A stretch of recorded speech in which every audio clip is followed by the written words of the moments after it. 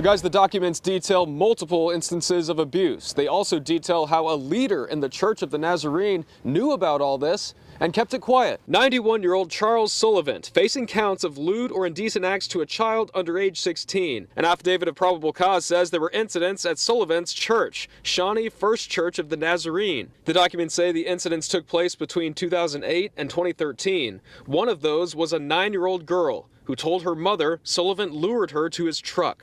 The girl's mom reported this to the church pastor, who said he was aware of at least 4 other girls that Sullivan had, quote, tried something with. The court documents say a Shawnee police detective spoke with that same victim in April this year, who was 9 years old at the time. She told that detective she had gone to her mother, asking why she didn't push harder for something to be done.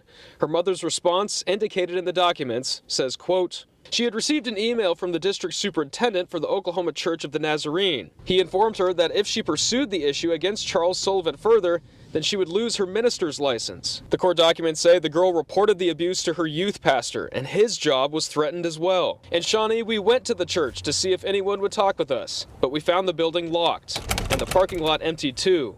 We called and emailed the church, but did not get a response. The court documents detail another victim, a woman who played in the worship band at First Church of the Nazarene. She described an incident to detectives where she was groped by Charles Sullivan while looking for something under a desk. This victim reported this to her mother and to the church pastor at the time.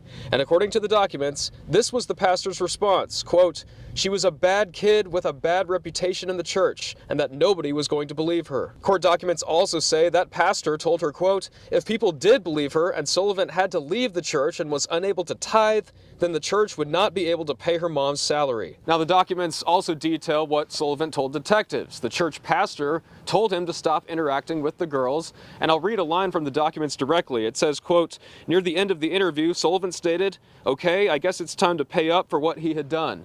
In Shawnee, Jason Berger, KOCO 5 News.